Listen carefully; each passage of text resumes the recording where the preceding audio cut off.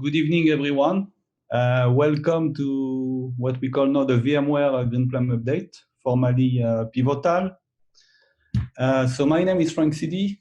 I like to say that I'm part of the Greenplum family and the Greenplum leadership team for the last 9 years.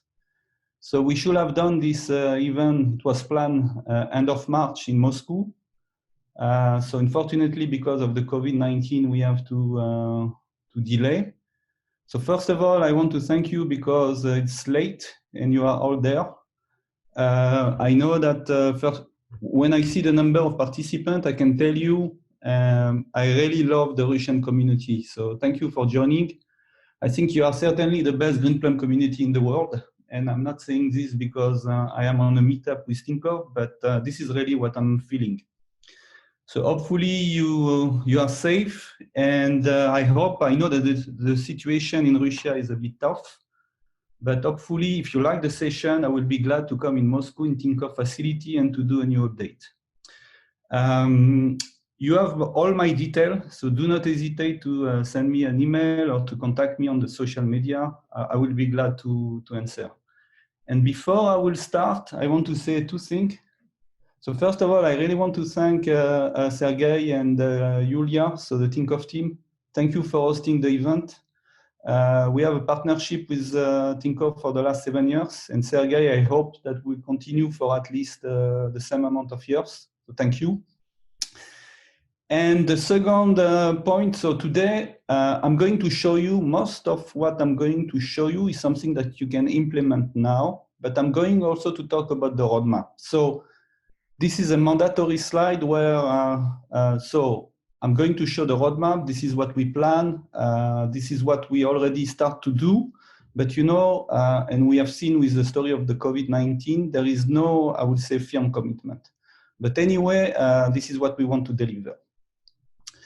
So it's late, so I'm pretty sure you are hungry. So I'm going to work like a meal. So the big part of the meal today will be about Greenplum 6. So I'm not going to talk about what we deliver with Greenplum 6.0, but mainly I'm going to show the new improvement we deliver since we put Greenplum GA beginning of September. And for people who know me, I like to split per theme. So I will do, first of all, a focus on the core database engine. Then I will present you I will talk about management and monitoring, and I will present the new interface of the command center available for Greenplum 5 and 6. And I'm going to show you I would say the release that will be delivered next week. So next week, you will be able to download from our website.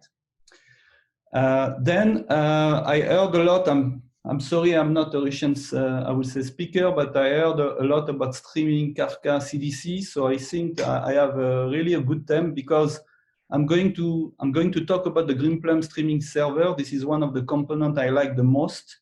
And you will see how easy it is to stream data inside Greenplum. And we'll talk also about CDC. And then the fourth theme regarding Greenplum 6 will be about machine learning. And I will show all the improvement we have made. Then the dessert will be the first introduction regarding Greenplum 7. You know, or you may know that we are, by the way, the owner of Greenplum. We are the main contributor. So of course, Greenplum is open source. But I will introduce for the first time what we decide. And of course, we are getting feedback from our customer, from our partner, what we decide to put in Greenplum 7. And then lately for the digestive, I will show a difference in between Greenplum commercial, so what we call the VMware Tanzu Greenplum and the open source. And we want to brand more Greenplum this year, so I will also talk about the event we want to organize. QA we will do at the end of the presentation. Okay, so let's talk about Greenplum release. So Greenplum, and I like to use this term, is a 17 years old teenager. So this is a fantastic age. For me, it was one of my best. And since, you know, the acquisition by EMC in 2010, a lot of events have happened. So in 2013, we created Pivotal. So for people who don't know Pivotal, Pivotal was a spin-off from VMware and EMC. 2015 was also an interesting date because we put Greenplum as an open source project and we delivered the first release of Orca, or optimizer. 2017 also pretty interesting years because we delivered Greenplum 5 and it was the first year we delivered Greenplum in public cloud offering.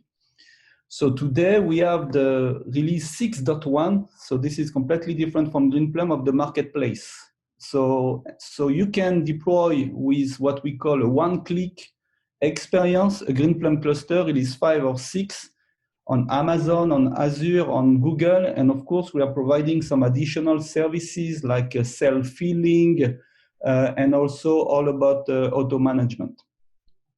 From my point of view, 2019 was certainly the most interesting year since I joined the company. So we released Greenplum 6. We deliver also with Dell a new platform called the Greenplum Building Block. So this is a platform using Dell server, NVMe and SSD drive to deliver on-prem Greenplum, I would say, project. This is, from my point of view, Formula One. We just renamed the program GPRA for Greenplum Reference Architecture.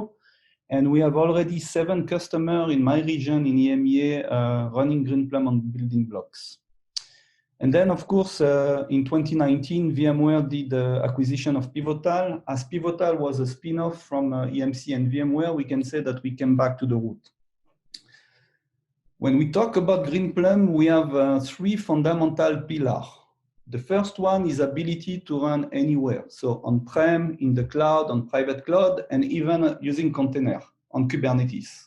This is, I would say, one important pillar. The second one, this is the commit regarding the open source project. This is something fundamental for us. And the third one is the alignment with the PostgreSQL engine. So Greenplum 4 was aligned with the Postgres 8.2. In Greenplum 5, we moved to 8.3. So it seems a small move, but it was a lot of effort done by our engineering. In Greenplum 6, we did a step up because Greenplum 6 is based on Postgres 9.4. And now I can tell you with Greenplum 7, we will be based on what? Postgres 9.5, 10, 11. So it will be 12. And this is something, so, you know, if we had, I'm pretty sure, a live event, people will be very happy because this is a major achievement. Our engineering has started to work on this and it will give us a lot of benefit. On the same time, in 2019, we deliver also our own release of Pivotal Postgres. So this is based 100% on open source Postgres. We are providing support, bug fix, new release, support also on third-party component like Patroni for high availability. And it's also part of the same licensing model for Pivotal Greenplum or VMware Greenplum. So let's talk now about the way we are delivering release. So I can say that our philosophy is really to go pretty fast, to give you, you know, I would say bug fix and improvement, you know, at a very high cadence. So we deliver Greenplum 6 in September. So beginning of September, since this date, we deliver up to 9 minor releases. Mainly every month. So every month we are pushing bug fix and improvement in the product in order to make you very successful. And this is, you know, a commitment from us as well. So we want to be very reactive. And if you benchmark with some, I would say, traditional American vendor, and you will see we are not only an American vendor, because we have a big part of the R&D in China, this is something pretty unique. So let's zoom now on what we deliver in the core engine. So 6.0, 6.1 was mainly some bug fix. In 6.2.1, if you don't know, we introduced Materialize View. Okay, so this is something that is available. So to be completely open, the implementation is the first step. This is not completely perfect. We gave some good feedback to our engineering, and I do believe that we need to do some improvement with the optimizer. But anyway, this was the first achievement. In 6.3, we had something that many of my customers were requesting, support for Python 3. So just to make a parenthesis, Python 3 with Greenplum 6 is working only with PL container. And by the way, this feature is also available for people using Greenplum 5. So Greenplum 5 and 6, you can now use Python 3. In 6.5, we did some improvement in the optimizer, GP-Orca. So I have seen some video in which it was mentioned that we may deprecated Orca. This is not correct. So Orca will remain the main optimizer for us. This is the default optimizer with Greenplum 6. And this is an optimizer designed for analytic. And we will continue to make improvement. In 6.7, we had some new feature in the resource group. I heard as well that you were talking about the resource group. This is something where we're pushing a lot of feature to our engineering. So they had some timeout feature. And I believe you will be happy because it was a bit of pain to move to upgrade from Greenplum 4 to 5. We released the first beta for the GP upgrade module. So the GP upgrade will give you ability to do in-place upgrade from Greenplum 5 to 6. We are expecting to get GP upgrade GA before the end of the summer. And then from now, so everything is already available, you can use it. And now, from now up to the end of the year, we have some additional improvement. And the additional improvements are not coming from, I would say, requests from the engineering. They are just coming from requests from you. So one example is we discover on Azure a limitation regarding the network flow. Okay, so if you have very large scale cluster, it can be problematic. So it was too complex for Microsoft to implement some change in the way they are managing the network flow. So we decide, in order to make Italian customer very happy, to do some change in the Greenplum interconnect, especially when you are using the UDP protocol, in order to reduce the network flow. And this is something that will be delivered in I would say 5 to 6 weeks. Another major, I would say, improvement that we want to put is the master HA failover. So how to automatically manage the failover from master to standby. So this is something that we are working on. Another additional improvement that we are going to bring, I would say in the next weeks, not this week, next week, but I would say 5 to 6 weeks, is on the resource group ability to reassign on the fly one query to a new group. Okay, and this request was coming from a local customer. We are going to add as well some index table corruption tools. Another optimization that we want to do, so as you may know, in Greenplum 6, we introduced the write-ahead log. So we are synchronizing the primary and the mirror using the wall. But in some case, if the mirror will be down for a long period of time, what we want to do, we want to control the amount of space that the replication slot can use. And this is also a request coming from a customer. And lately, some additional optimization in the optimizer, especially regarding partition pruning. So this is what I wanted to share regarding the core engine. Now I'm going to talk about the management and the monitoring. So I'm going to talk about the Greenplum Command Center. So Command Center was introduced a few years ago, but I can say that in my opinion, the first very good release came beginning of 2019. Mainly because the interface was better, but also because we did a lot of work to minimize the impact in terms of performance for the backend.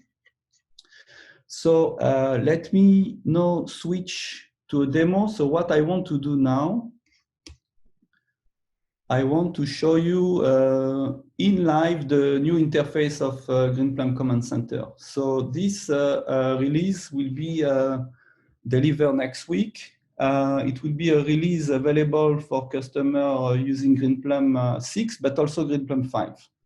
So what you can see here is the dashboard. So you see some activity on my cluster. As you can see, the interface is simpler, nicer. I would say it's really easy to understand what's going on.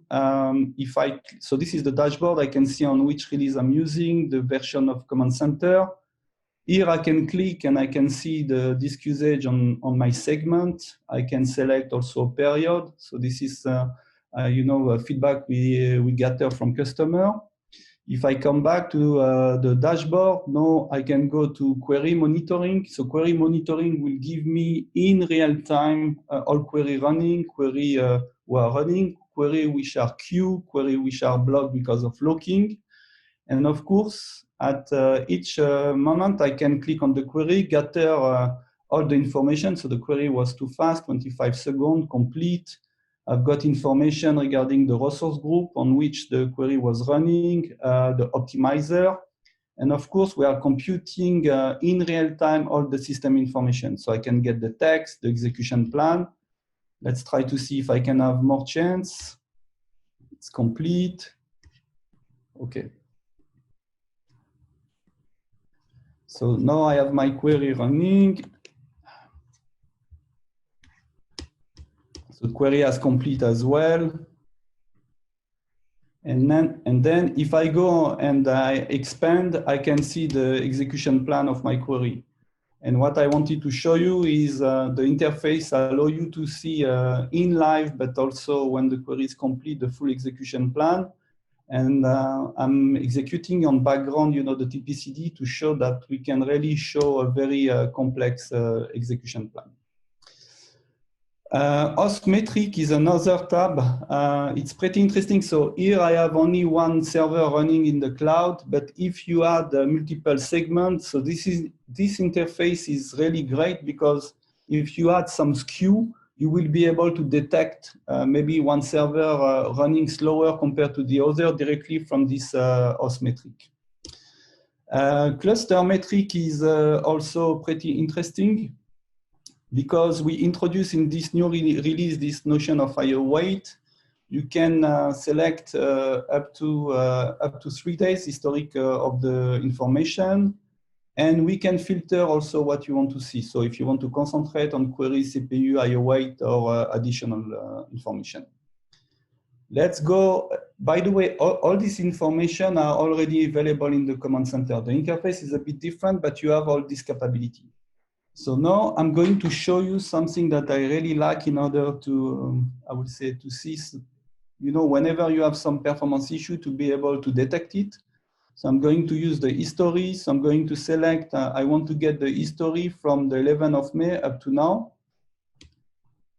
So automatically the system will provide me all the historical information. The same, I can select what I want to see, query, CPU, IO wait, memory, so all the information. And then if you see on the dashboard, maybe some peak. By the way, something interesting as well is in the previous cluster metric, we try not to gather only information regarding segment in order to get accurate information, because mainly master and standby can be underutilized. So what I can do now, I can select this period and I will zoom. So I will zoom on this period. So now I zoom all the information from the 14th of May at 8:49 to the 14th of May at 2:44. I can see that I run something like 1,642 query on my system. Okay, I can from the interface resort all the information. Something interesting as well is I can see the queuing. So queuing can be a good indication that you have some concurrency issue. And if I click on this query, I will get exactly the same type of information I've got when I was using the query monitor. So I got the SQL running, the execution, the statistic, and I can get the full execution plan. Everything is, I would say, stored. And if I click here, I can see, for instance, I will zoom that statistics were accurate because the optimizer estimate 1.4 million rows, and this is the number of rows it proceed. Okay, so now let's go to to another feature that we introduced in January. This is what we call the table browser. So table browser is, whenever you are managing a Greenplum database, it is a matter of fact that you have to create a lot of script. And this is what we want to simplify. We want to make the life of the DBA easier. So in the table browser, I can select a specific database, and automatically it will retrieve all the objects from my specific database. I can sort the information per schema, or I can sort per number of estimate of row. So on my database, the largest table is inventory with something like 133 million rows, not so bad for one single VM. If I click on it, I can get full detail. So I can get the table content, the DDL. I can get, so this is a partition table, so I can open and click and see all the detail regarding my partition, and I can see where I have data inside the partition, also the storage I'm using. So everything that historically a DBA will have, I would say, created some script. I can see when the table was last vacuum, analyzed, and another pretty interesting feature is the recent query, where I can get all the latest query we access this table. So if I click here, I will gather exactly the same interface with all the detail I showed you before. So let's continue. And now I'm going to show you a new module that we introduce, that we are going to introduce next week. So this is what we call the recommendation engine. So the idea behind the recommendation engine is to give you the list of maintenance operation that you need to execute. Okay, so the recommendation engine will provide you ability to scan. Sorry.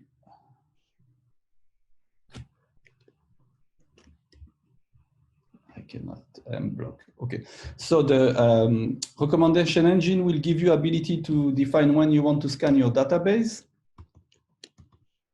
Define also the period you want to use. So let's say that I want to start a scan for unlimited up to the end of the scan, or I can say, okay, I just want to scan for 1 hour. I can pause and re-execute. And then what the recommendation engine will do, it will provide you with a list of tables which are blocked. So mainly catalog table where you need to run, for instance, a vacuum full. But it will give you also a table where you need to run analyze. So for instance, on the mighty PCD schema, the time dimension, there is a problem regarding accuracy. And more than that, it can also give you information regarding a table where you can have some skew. So it means that the distribution key is not optimal. So again, everything that you use to script, we, the idea behind was to make your life easier and to automatically give you the list of maintenance operation that you have to run. Okay, so this is a pretty interesting, I would say, object. In the command center, you have also ability to see all the cluster. And we are providing also ability to see, to define the partition, to manage the PGHBA directly from the interface. The workload management, if you want to manage resource group, you can do it directly from the command center. And for DBA, you have also ability to define alert. Okay, so this is what I wanted to show you regarding a demo. What I'm going to do now, and it works. I'm going to just complete. So in terms of, everything except the recommendation engine is already available. The recommendation engine will be available next week. But so the main, I would say, term regarding autonomous database feature, this is what we have in this new release. But we want to do more. So we really want to use Command Center as the main, I would say, platform for managing all the modules inside Greenplum platform. So we will include plugin for Greenplum Text, for PXF, and also for our streaming engine. And this is the perfect transition for me to present you the streaming engine Greenplum streaming server. So Greenplum streaming server, the idea behind is ability to stream any type of data and out of the box from Kafka to Greenplum using the, I would say, the GPFDist underlying protocol. So we are going to stream data from source to Greenplum in parallel.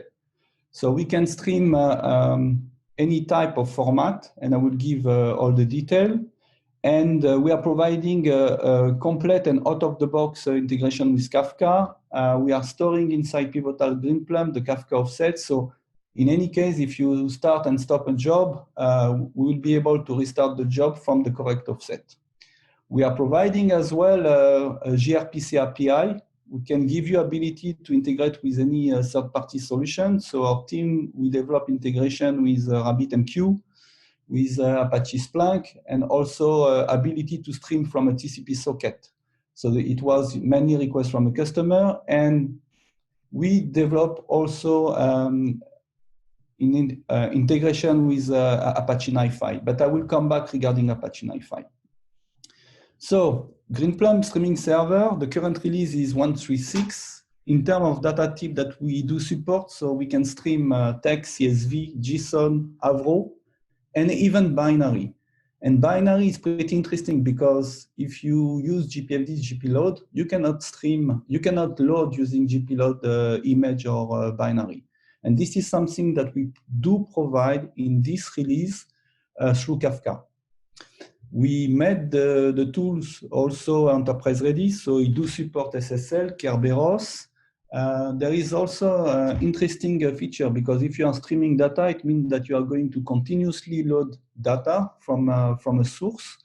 And in case the job will stop, we don't want the DBA to restart manually the job. So we put in place a mechanic to automatically restart the job. So you can define that you want to try 5 times, and in between each try, you want to wait for 1 or 2 minutes. And these 2 requests regarding SSL and the automatic retry and restart were a demand coming from customer. We talk a lot about change data capture. This is something possible through the Greenplum streaming server. So we do support update and delete. And mainly it came from a scenario from an Italian customer where the customer got Oracle as the source, was using Golden Gate to stream data to Kafka.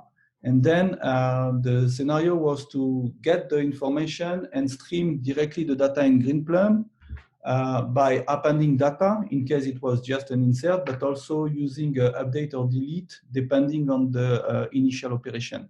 And this is something that we do support. And Netley, again, always the same philosophy. We want to make your life easier. So the experience is very similar to GPLoad in terms of syntax. In terms of architecture, so you can stream source to target. So my source is can be any source of data, and the target will be my table without any transformation. But we do provide you ability to using the PLX syntax. So it means that you can create a function in C, in Java, in Python, or in SQL, and do on-the-fly transformation when you are processing and you are streaming the data from the source to the target. So what I'm going to do now, I'm going to take an example that we had for a customer where the source was a JSON file like this, and we try to simplify. So we have an asset ID, and for the asset ID, we have multiple rows. So can we read from Kafka this JSON complex structure, unpacked or unnest it, and load to the Greenplum table using Greenplum streaming server? And it was, the question we've got from a customer. And the answer with the streaming server, pretty easy. Okay, so let me show you how you will be able to run such scenario. So the streaming server, first of all, you can download from a network.pivotal.io.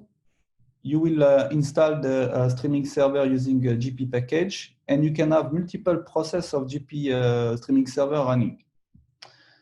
Then I'm going to create my target table on Greenplum with the 3 columns. And what you see in the blue box, this is the definition of my Greenplum streaming server jobs. As you can see, syntax is very similar to GPLoad. In yellow, I'm connecting to my Kafka broker. I'm defining the topic. On the top, I have the information regarding my target Greenplum database. Again, we are not going to load data row by row. We are using, I will say, the GPFDis protocol. My input is a JSON. Okay, I can define the error limit, and the output will be my table, and I will be able to apply a SQL Postgres JSON manipulation function to do the transformation that will unnest the source, the one JSON file, to my to get multiple rows inside Greenplum. And then I can define the way I want to commit the stream. So in this case, I will say 2 seconds, but I could also define a number of rows. And I have much more option. I can even execute a postscript after my stream will be complete. So my Greenplum streaming engine is a start. It can be start from a standby server, for instance. I will do first, I will submit the job. So I will submit the job and pass in the YAML I just showed you before. And the streaming engine will validate the configuration. And then I will start my job. And I will start the job connecting to the Greenplum streaming server, which is listening to the port 1519. Then in yellow, what I'm going to do, I'm going to feed the JSON file to Kafka because I don't have an application. So for this, I'm using Kafka Cat utility. So Kafka Cat utility is a utility coming with Kafka, but we do provide it in the GPSS distribution. So I'm just, I would say, pushing to my producer, to my topic JSON, the input file. And then in the yellow box, I can see the progress. So I have a command called progress in order to see the way the load is passing. So in my case, I did a load of 8 rows. All the rows were inserted. And in the green box, finally, you can see the data in the database. Okay. So this is a scenario. It took us less than 15 minutes. I had some additional scenario where a customer gave us 1 million of JSON file. And for one JSON file, he wanted to get 1 row in the database and adding, so storing the JSON directly in the database using JSONB in Greenplum 6 and adding ID, which was an element from the JSON source file. In terms of throughput, I can give you some statistics. So one of my customers can stream up to 1 gig per second using, so the target database is running on the GBB platform. The platform is about 400 core. And mainly they can load using the streaming engine up to 3 tera per hour. So it's a pretty interesting throughput. But this is not complete. We want to continue the work. So this is what we call the short-term roadmap for the streaming server. So it will come with release 1.4. So we want to use the API I talk about also for all the management utility. We'll provide also, so it's already possible to integrate with NiFi, but our engineering has many complete official integration in between NiFi and the streaming engine. So it will be released in streaming server 1.4. And then we, in the scenario I show you, we have one Kafka topic to one Greenplum target table. We want to give more flexibility. So I don't know if you see very well on the screen, but we want to do one topic to a multiple table, or we want to be able also to load multiple Kafka topic to a single table. Okay, so now let's talk about Greenplum as a machine learning platform. This is a slide I really like because Greenplum is not only a platform for running traditional analytic and data warehouse. So we can run machine learning, deep learning, and text analytic at scale directly in the database. We include a module like GPText, where you can load unstructured data and run natural language processing algorithm, including using Russian language. And again, I see more and more customers using Python and running machine learning algorithm using Python in the database. So since we deliver GreenPlum 6, we made some additional improvement. So I talk about Python 3 support. Just an aparté, if you want to create your own Python 3 image with GreenPlum 6, you need to use Python 3.7. If you are using GreenPlum 5, you need to use Python 3.6. What we have done as well is we deliver a new release of Madlib, so release 117. I explained that in GreenPlum streaming server, you can stream image. So a pretty interesting scenario that you can put in place now is to stream image using the streaming engine and using Kafka as the main producer, and then using deep learning algorithm from Madlib 117 to do image classification. And Madlib is providing more than 70 machine learning algorithms that you can consume pretty easily. So GPText, we provide now release 3.4.2. It's based on Apache Solr, and this is related to text analytics and NLP. And then a few weeks ago, I don't know if you knew it, we delivered a pretty interesting tool called GreenPlum R. So for data scientists using R, what you can do now, you can use any R application like RStudio, install the GreenPlum R, I would say, library, and then in, I would say, a few minutes, you will be able to interact in between RStudio with the GreenPlum database, natively using the R language and executing in-database function. So this is a pretty cool tool. This is available also with the open source release. And if we do see a good success, maybe we will also provide the equivalent with Python. Last update I want to do is regarding GreenPlum for geolocation. So it was a matter of fact that the release of PostGIS we did support was a bit old. So we were pushing for it. So this is why our engineering a few weeks ago did a new update. So now in GreenPlum 6 only, we can use PostGIS. So we do support PostGIS 2.5.4. And in GreenPlum 7, we will support PostGIS 3. And this is now the perfect transition to go to the dessert and to talk to GreenPlum 7. So GreenPlum 7, the goal is to deliver this major release in the second part of 2021. So as I told you, so the first, so it was pretty interesting because all the leadership team and the engineering, we met in China in January, yes, before all the story starts. And during this meeting, we were discussing about features that our customers were requesting and what could be the major theme for GreenPlum 7. So one important point was to commit that GreenPlum 7 will use Postgres 12. And it's a major achievement. And then after we were talking about many themes, one important theme for me was about performance. So in GreenPlum 7, we are going also to do some major improvement. And one of the improvements that I really like is that we are going to support block range indexes. So block range indexes was introduced in Postgres SQL 9.5. I was looking to see with the engineering if we could backport to GreenPlum 6. It was too complex, but this is something that we will add in GreenPlum 7.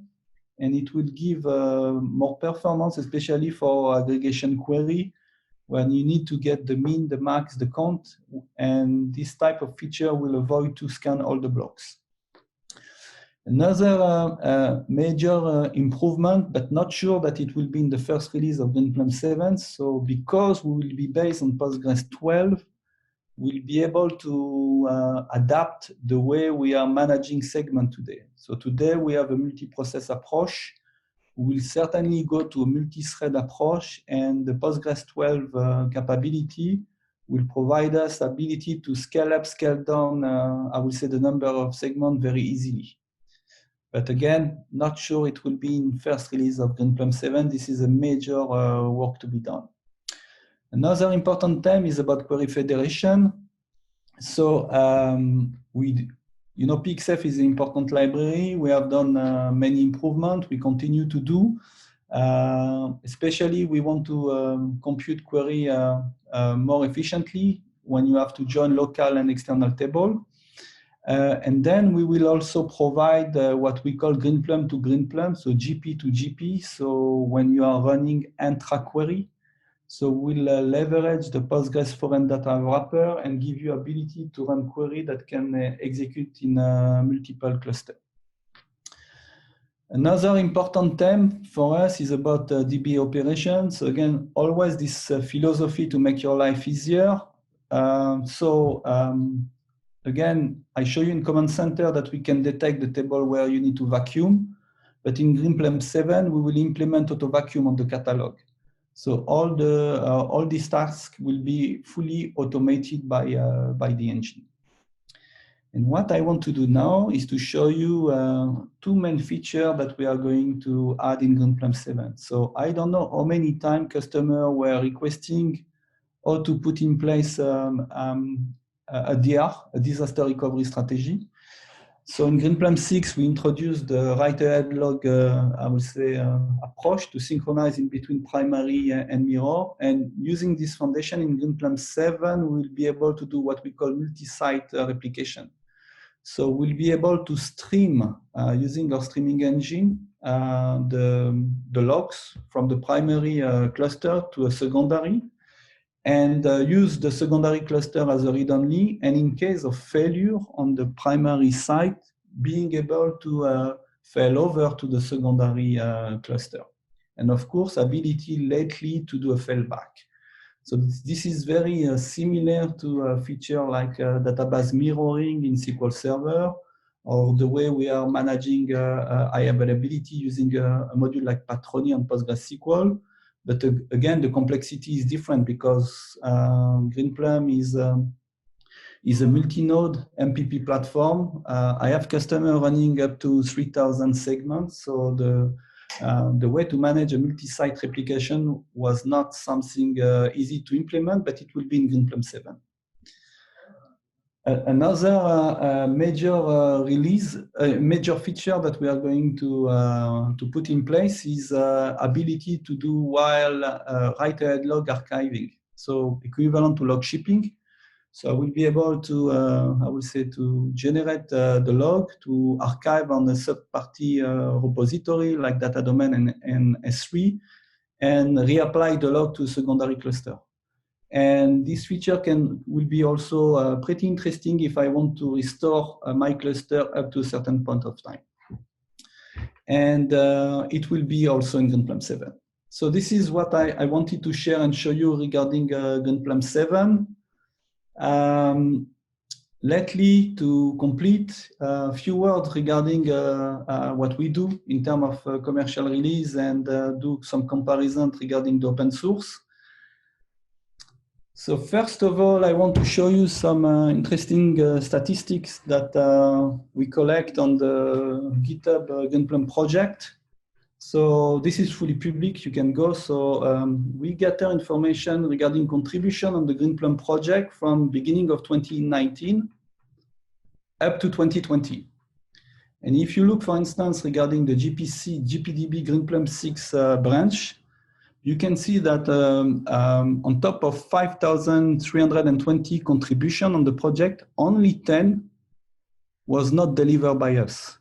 So more than 99.8% of the contribution on this branch were delivered by us. So what I can tell you is we are the owner, we are the main contributor, we do commit on the open source project, and this is something important for us.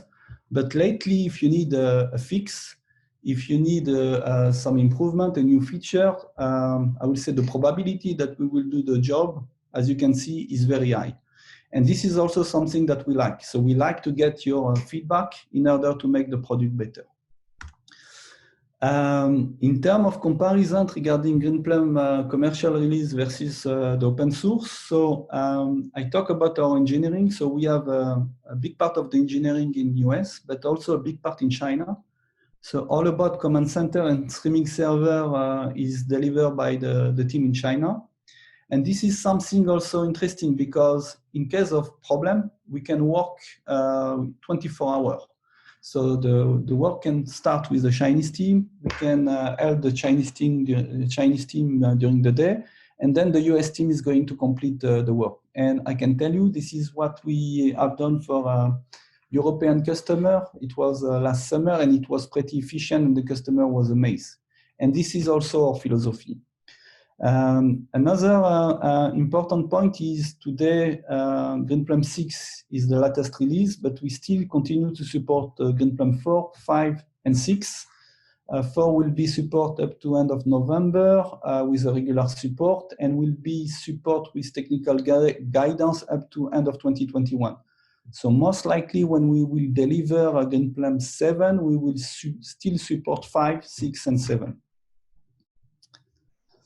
In terms of difference, so if you work with us, all about ODBC and JDBC driver, so we are providing support through Data Direct. So the module command center, GP text, all about the streaming server, connector with Kafka, connector with Informatica, the Greenplum operator on Kubernetes, this is something coming only with the commercial release. GP copy is a utility to copy data in between the cluster, is part also of the enterprise release.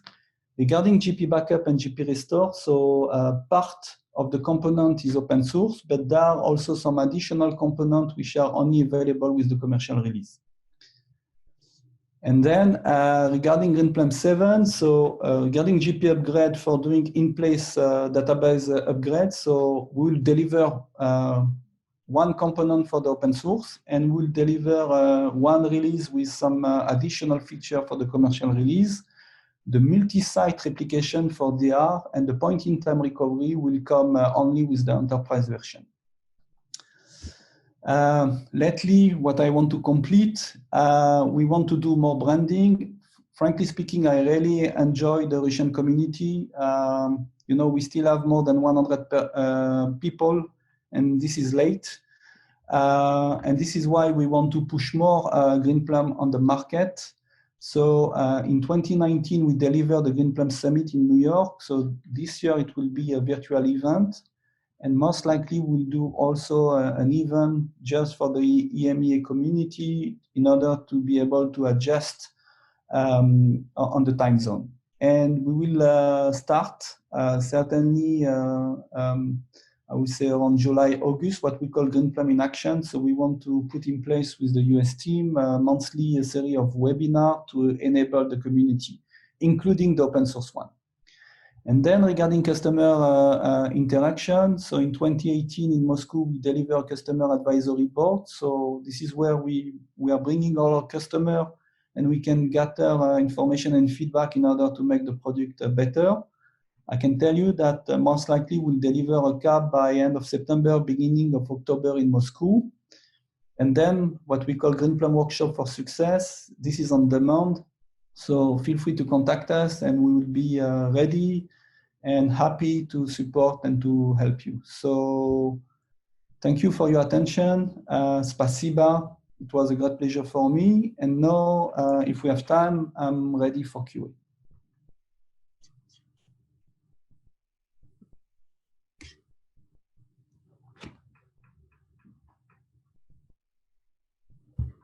Сергей, не слышно. Сереж, тебя не слышно, да.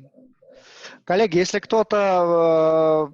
Спасибо, Франк. Коллеги, если кто-то плохо знает английский, не может хочет задать вопрос, но хочет задать на русском, задавайте, мы переведем. Вот. Фрэнк, the time for QA. Yes, so, okay, so I can take by... okay, so it's coming with Anna. Is it possible to reassign a query to a new resource group based on the query cost? Okay, so I need to check, and maybe Igor Putatin, you are also on the call, the way it will work. That's a good question. So I'm not so sure. Okay.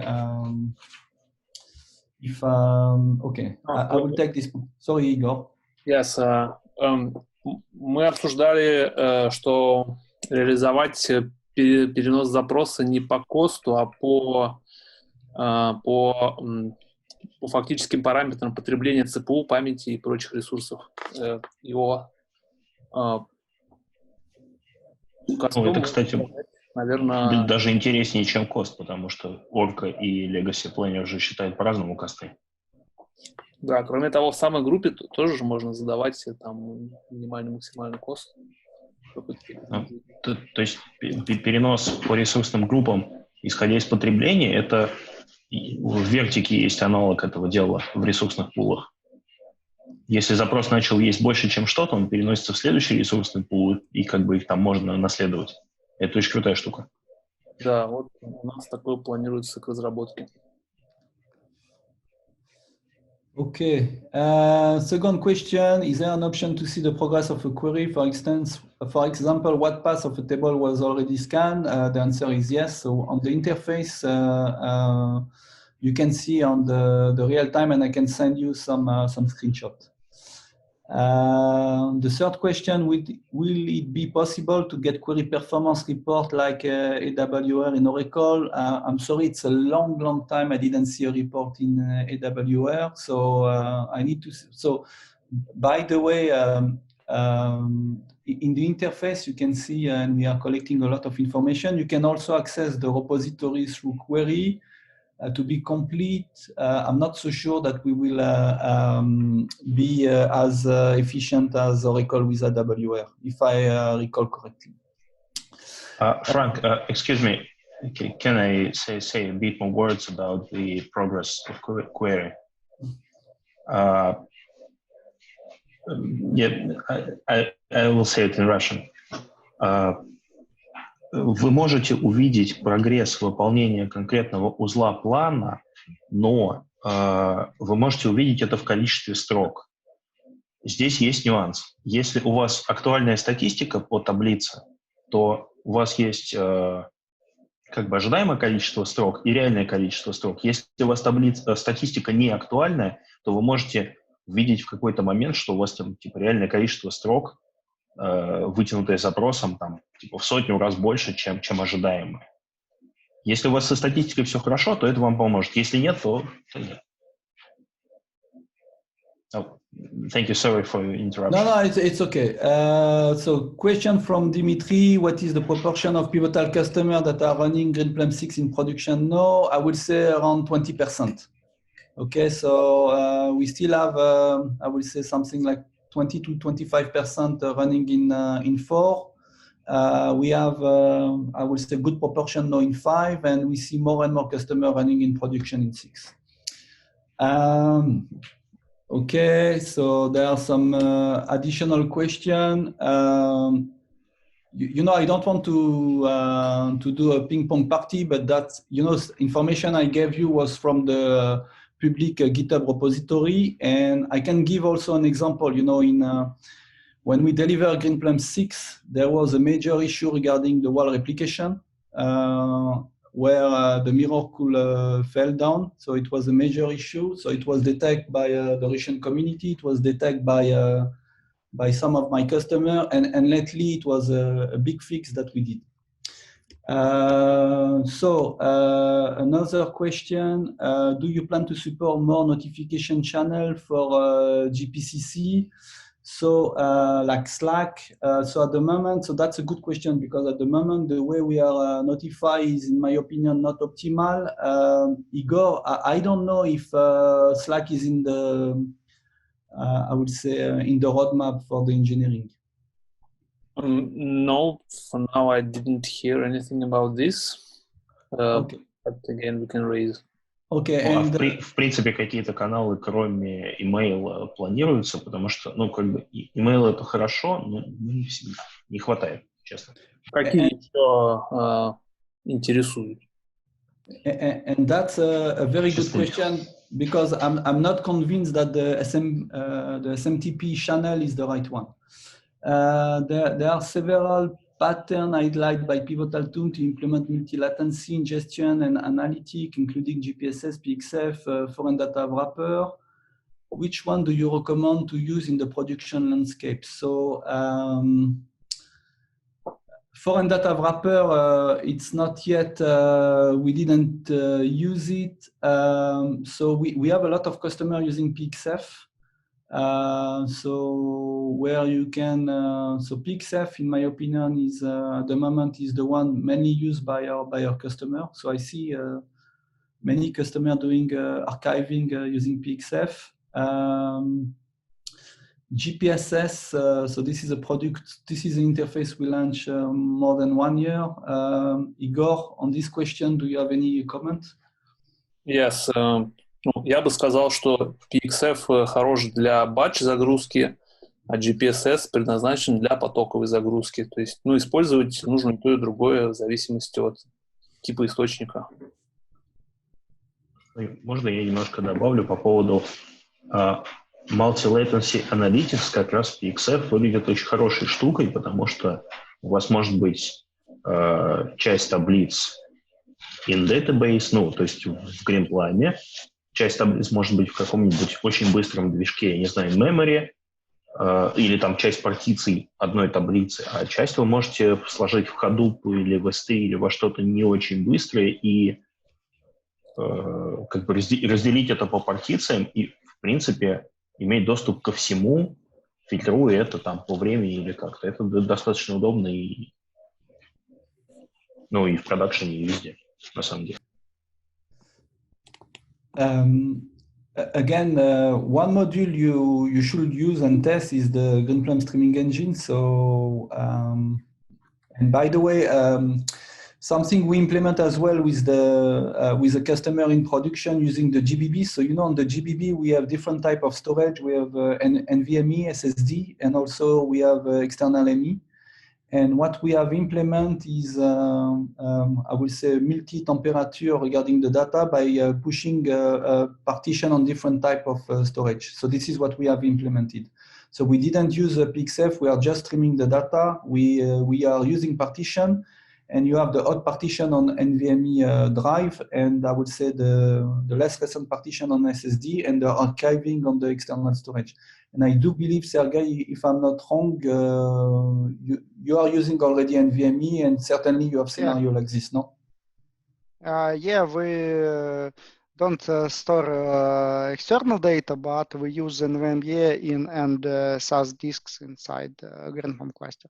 Yes, and NVMe, so the throughput is phenomenal, but you may have also some issue in terms of stability. I don't know if you had, but we had a few. Okay, then there are more questions regarding metric in GPCC. So I think this is something that we will provide you. We will send more information. How can I get top 10 bad SQL query? So the way we are working today, we are not introspecting the code. We can give you the list of the query, the longest query. So if you remember when I was on the historical, I can completely resort per execution time or per, I would say, the time the query was queued, and automatically provide it, and you can export it. So you can select and export all this object. So you can do it from the interface, but it's also possible to access directly the repository. Let's establish Greenplum Day in Russia. Yes. Frankly speaking, I was really disappointed not to be, I would say, in Moscow end of March. But I promise you that we can, if you like the session, we can do something longer with more, I would say, demo. If you have some scenario you want us to demonstrate as well, we'll be glad to prepare and to do something just for you. And September, October could be a good timing. And I believe then after I have, that's it. So thank you, Frank. Please select the best question from the list which you like the most. Me? Yeah. Oh, You know, the Russian community is very challenging, but you are very good. I like the question regarding integration with Slack because I think this is a very practical and this is something I will send to the Command Center team tomorrow. I think it's a good one. Okay, and then after maybe what we should provide to you is a deck explaining the way we are managing the multiple temperature. So, and explain what we have done regarding the type of storage, but also with PXF. Okay, thank you.